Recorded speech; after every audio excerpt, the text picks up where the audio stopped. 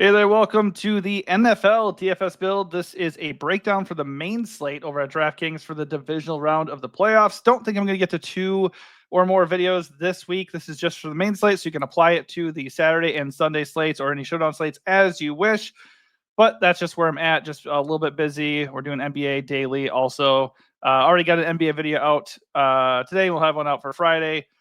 So just not enough time to really focus on multiple breakdowns of NFL, but this should help you out quite a bit. I already just did this video for a 33-minute video. So this one's going to be far more condensed and far quicker.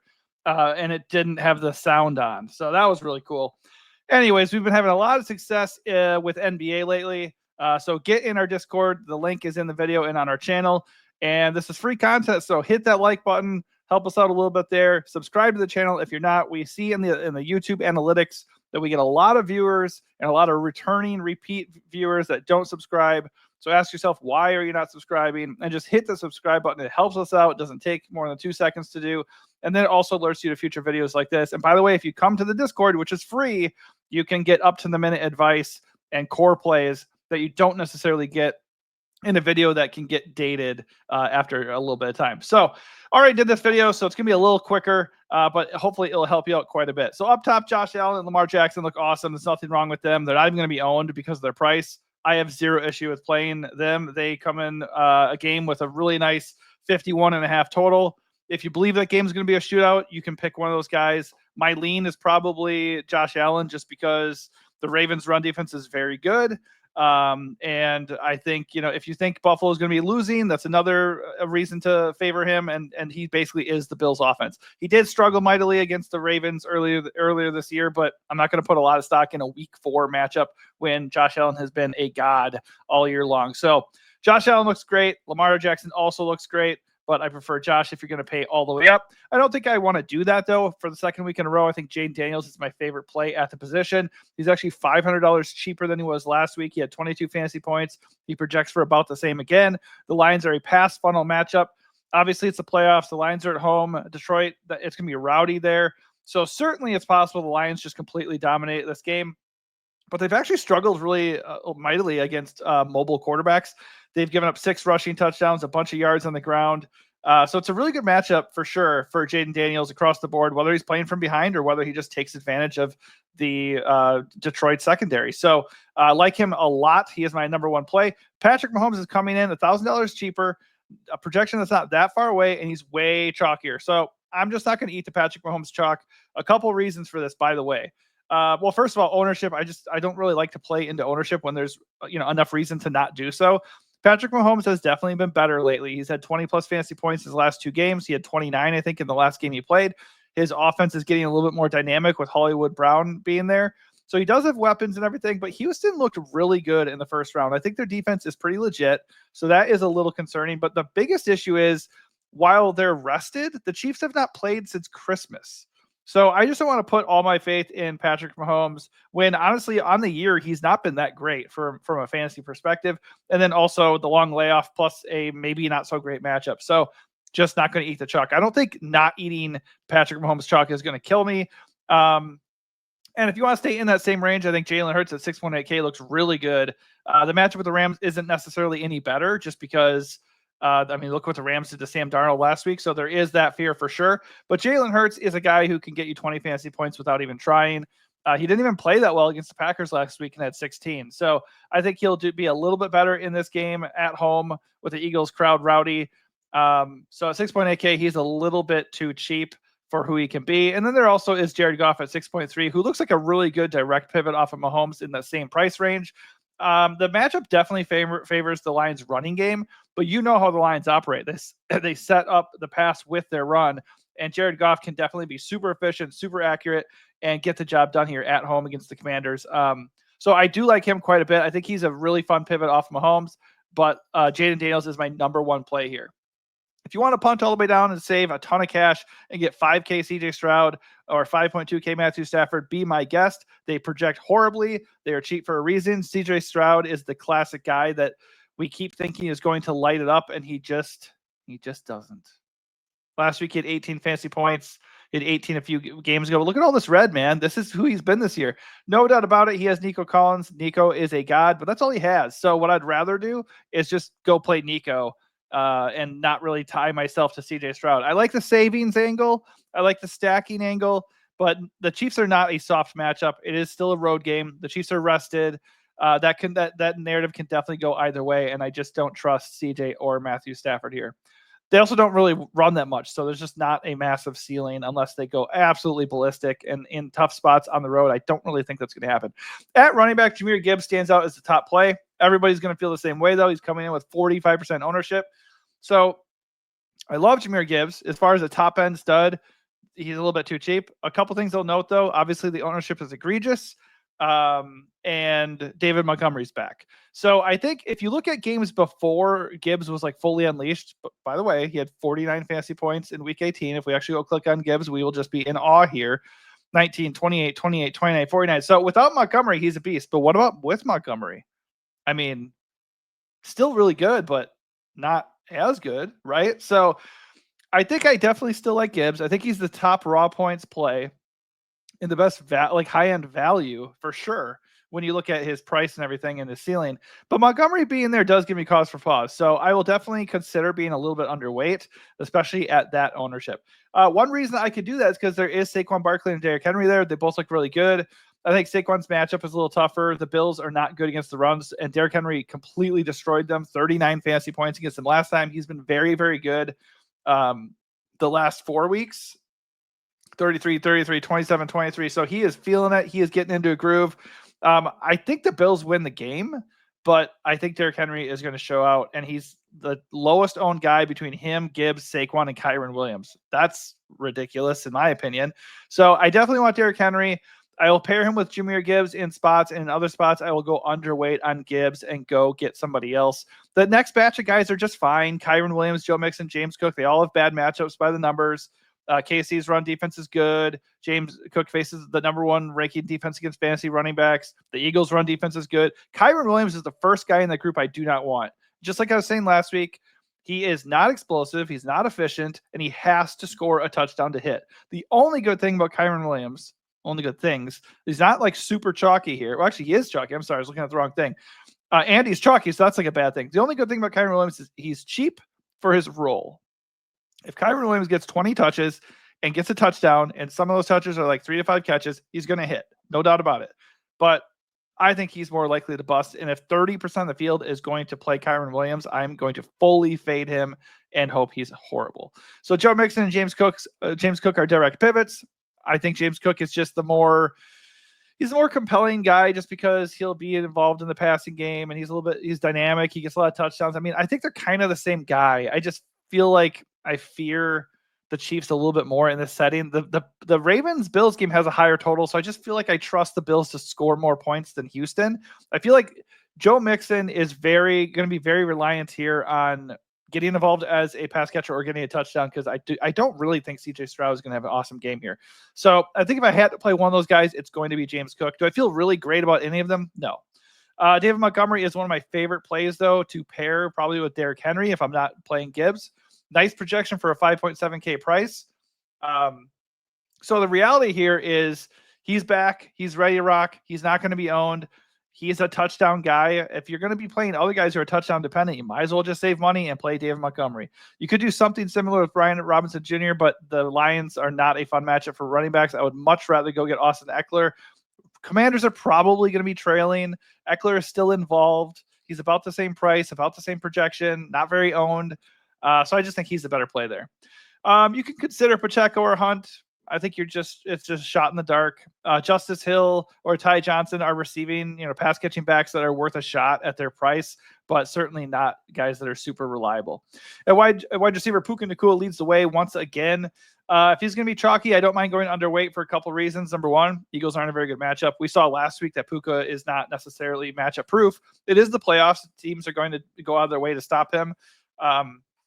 He's not cheap either. He is 7.4K. But the big thing is there's other guys in the same price range that are less owned and have just as good of a ceiling. The first one that I like is going to be Nico Collins, who's way less owned than all of A.J. Brown, Puka Nacua, and Amon-Ra St. Brown. Now, if you want to play A.J. Brown and Amon-Ra St. Brown and Nakua, any of those guys, go for it. They look great. Technically speaking, compared to where they were in the regular season, they are all at discounts. But the fact that Nico is 7.6, has a bad matchup, and these other guys exist, I think he's going to be the least owned guy here. And to me, that makes him the most compelling. And Nico is the kind of guy that you can play him naked, and you don't have to stack him with CJ Stroud and bank on a CJ Stroud monster game. You just need Nico to get a bunch of balls thrown his way and score a touchdown. That's really it. So, and that's going to happen. So, he is my favorite spend up at the position. AJ Brown's the best value here at 7K flat. I mean, the way to attack the Rams is through the air. So I think Jalen Hurts and the passing game for Philly could be pretty productive here. I prefer that over Saquon Barkley, although Saquon's fine if you want to do that. So AJ at 7K, that seems like a discount, especially compared to everybody else. But the guy I really like on this slate is going to be Scary Terry McLaurin. I'm going to pair him with my boy Jane Daniels. Dude, look at this game log, man. Terry McLaurin's been crazy good. All that green, you got to like that. So he looks awesome. The Lions are a pass funnel defense, like I said, and he is not going to be owned. For whatever reason, he's not going to be owned. Maybe just because he doesn't project amazingly. Also because there's a 5K Khalil Shakir who's going to be chalky. I don't hate that chalk if you get there and that's just where you land at 5K. That's fine. I'll say it's also another pass funnel defense where the Ravens stop the run really well, but they can give up production through the air. And he is cheap, but they also have Amari Cooper and Keon Coleman and Dalton Kincaid and Ty Johnson, who they use as a pass catcher sometimes, and James Cook. Like, they have a lot of options. They do not have an alpha wide receiver on this team. So if Shakir's going to be mega chalk and there's another guy in that range that you don't mind, I do not mind going away from him whatsoever. I also don't care about eating the chalk. If you get there, that's fine. Jameson Williams, Xavier Worthy, kind of the same player.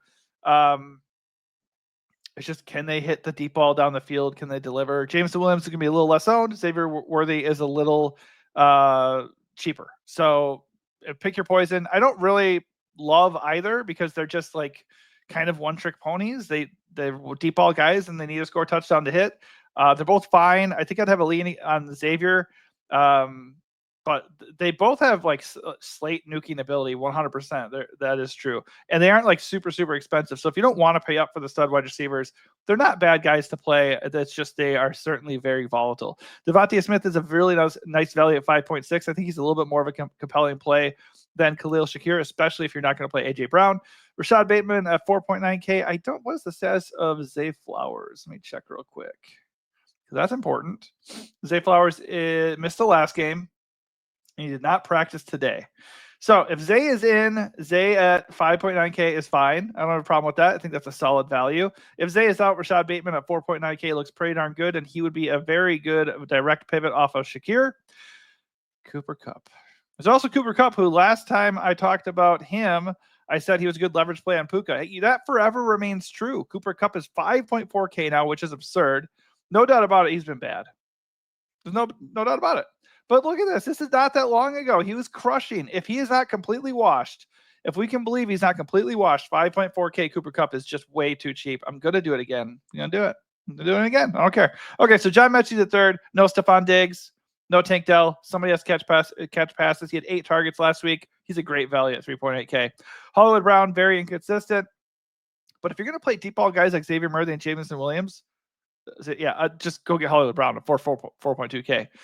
DeAndre Hopkins, also for the Chiefs, 4.7K. They are now like fully healthy. They got all these bodies. He's not safe, but he's a veteran presence who had 2 weeks to rest, and he's under 5K. We know he can ball. I think he's a solid tourney play. Him and Hollywood are not going to be very owned. Hollywood's going to be more owned. So if that is the case, I don't mind going to Nuke for 500 more. But I like both. I think they're both interesting, and they're a little bit more compelling to me than a chalky Xavier Worthy. Speaking to the Shakir ownership, Keon Coleman and Amari Cooper, they're both really cheap.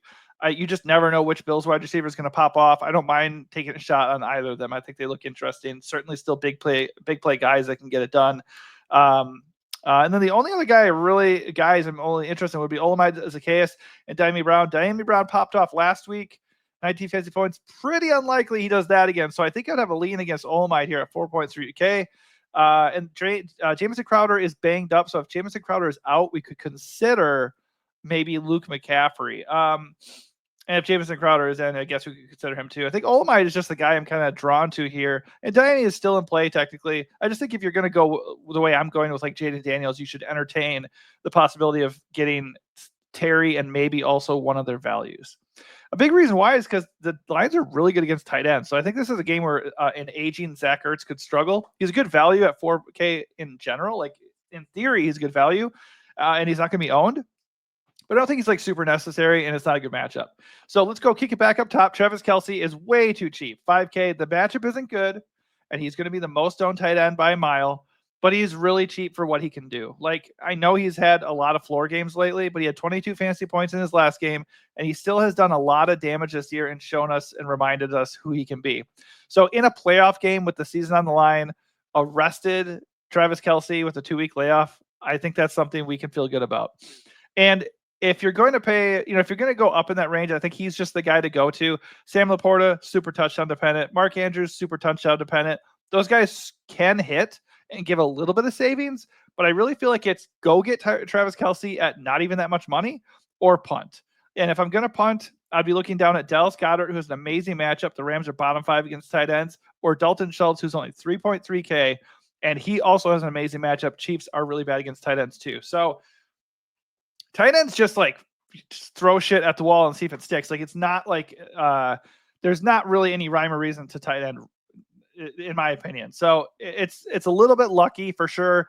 I mean, something stupid could always happen, like Knox or Gray gets 2 touchdowns. You just don't know. You never know. But if I'm looking at tight end, I'm basically looking at Kelce, Schultz, and Goddard. I think, in my experience, like limiting your core plays or just limiting a pool of players at the positions is pretty beneficial. If they don't hit, or like somebody outside your pool, it goes absolute ape shit. Yeah, you're screwed.